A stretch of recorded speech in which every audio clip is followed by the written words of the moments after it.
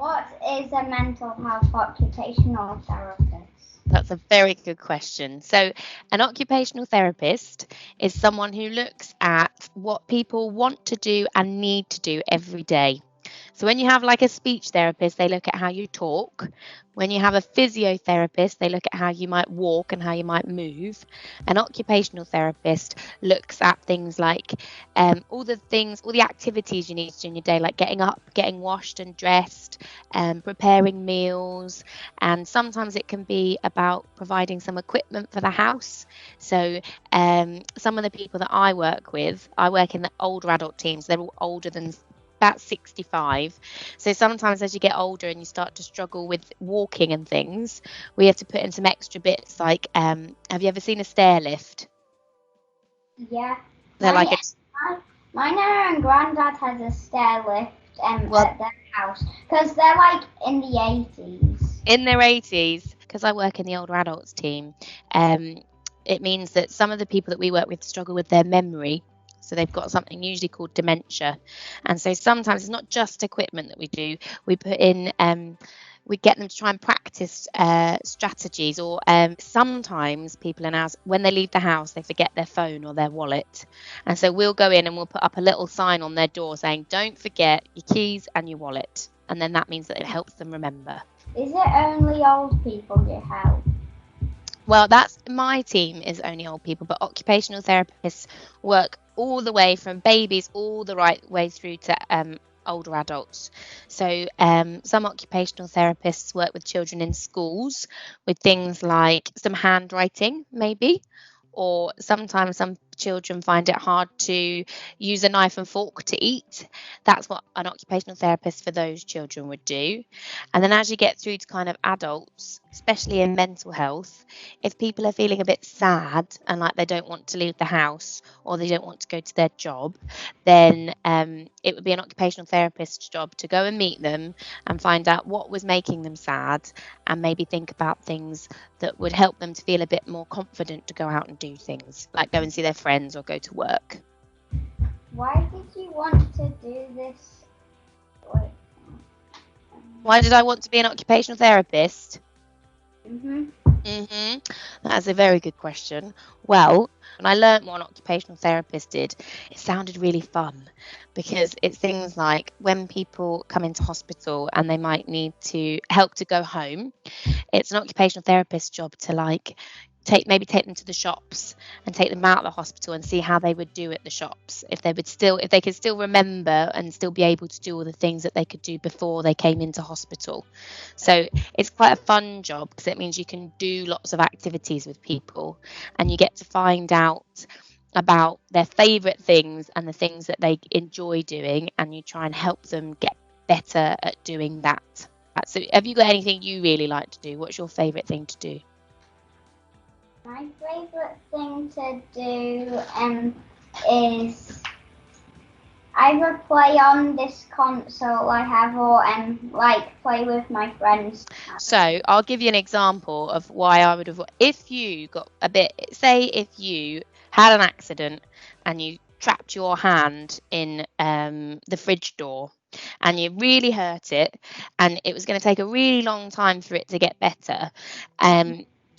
And then because you need your hands to play on your console, I'm guessing, do you need to be able to use them? Yeah. So say for you'd hurt your hand and it was going to take a year to get better, and I came to you and I said, right, what's your favourite thing to do? And you said, well, I want to play on my console with my friend again. It would be my job to try and think of ways to get you to be able to either use the console again. So we might practice lots of things with your hands to make them better so that you could do it again. Or it might be that we thought about how we could change the console. Sometimes we add little bits of equipment to things so that you might put like a big stick on it so that you could just push it forwards and backwards and be able to play with it. So you might change it a bit. So it means that you get to ask people what their favourite thing is, and then you get to try and think of ways to make that happen for them. My friend last year when I was at his house I was on his back. I was doing a piggyback ride on him, and then he fell over, and hit his leg on something, and he actually had a cyst in his bone, and he got a broken hip. Oh So, my goodness. So what happened then? and he he was saying it really hurt, and in the end they did find out it was a broken hip, so he had to put this metal in his leg to stop it from doing stuff. And Wow. I also had to get a Zimmer frame at first, and then crutches, Mhm. and and he was doing the daily run at school and stuff without showing any pain, so he was really trying to. Wow. So that when you just said all those things, so the metal things in his hip, and then what because he had those things in his hip and he couldn't walk very well anymore and he needed to have a Zimmer frame, that would have almost certainly been an occupational therapist that came and spoke to your friend and said, right, what do you want to be doing? What's your favourite things? And he's probably active like you, and he thought, actually, I'd really like to be able to walk again and join in with all my friends. So that's when an occupational therapist would say, right, I think we need to get you a walking frame then and get you walking again. But now he's pretty much fully healed and is good at running and is very active. So for some of the people that I work with, because they're in the older adults bit, and they've got memory problems, sometimes their memory problems aren't going to get any better. They have to live with the memory problems. So we have to think about really creative ways of how we're going to help them keep the bit of the memory that they've got. So sometimes some of the older people that we work with start to forget people's names, so they can't remember them anymore. And so it's our job to start thinking of things. And some of the what we call strategies, or the kind of things that we use with them, is that we get them to think of something that either rhymes with the name or something that, like, for you, if you like to be out and about and running and things, I might say, I'll try and remember him as Active Alfie. And then they remember when they see you, it helps jot their memory and they go, ah, Active Alfie, you must be Alfie. And so you think of different ways to help them so that they can get all those bits of the memory that they're beginning to lose a bit, so they can keep on to them for as long as possible. He's been having a few blood tests and stuff, and having to go to these tests. So sometimes he forgets who my mum is, because my mum is my is granddad's father. So I mean, no, my granddad is my mum's father. So he's forgetting her name and stuff, and so he. So maybe you can tell your granddad to think of ways to remember your mum's name and see if that works. Sometimes if people's memory get worse, they do things like, some of the things that usually happens is that they'll put the oven on with their chips in, and then they forget because they go and sit down and then watch the telly, and then they forget that they've put the chips in the oven. And then the chips all burn, and the smoke alarm starts going off, and then they go, oh goodness, I forgot my chips. So they have to run back in and try and sort it all out. So there's some of the things. If for an occupational therapist, what we can do is get these special alarms that go in, that mean that if anything like that's going to happen, and maybe if they're not as quick as they could be on their feet, the alarm sends a phone call to somebody. Like if it was your granddad, it might be that his alarm goes off and a phone call goes to your mum, and your mum answers the phone and they say, oh, your dad's left his chip pan on again and the alarm's going off, and your mum can go, right, okay, I'll go around and I'll see if I can help him. And sometimes for some of our older adults, they end up going into what's called a care home. Have you ever heard of a care home?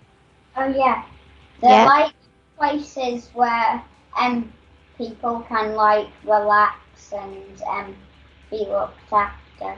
Absolutely. So sometimes some of the people that we work with, if they begin to forget things much too much, then we say, actually, we think you might be better in a place where people can help look after you, and they can help you with things like your cooking and your cleaning and helping you wash your clothes and things. And it means that they move into a care home, and we work with the people in the care home then to try and help support them be happy and healthy there. Do you have any favourite patients? Oh, well, we're not meant to, but we do all have favourite patients because some of them, especially if you've worked with somebody for a really long time and you're trying really hard to get them to learn a new skill or to get used to, let's say, sometimes some of our people stay at home, but we organise for carers to go into their house because they live at home on their own and they need some help. Sometimes when we first meet them, they say, no, no, no, I don't want any carers, thank you.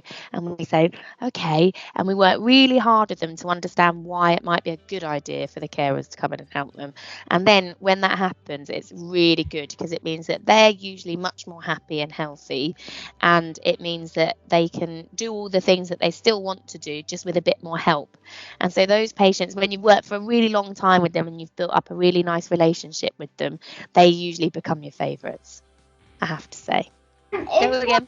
one person's just like really worried and you couldn't like solve it, would you have like maybe any dogs or cats to like calm them down? Because I know that like pets can like calm people down if they. That's a really good question. So usually at home, if they want to have a pet, we can help them try and find one. But definitely in the care homes where people are, there's something that they call pet therapy, where people come around with all sorts of different pets. It's not just dogs and cats, it can be all sorts of things.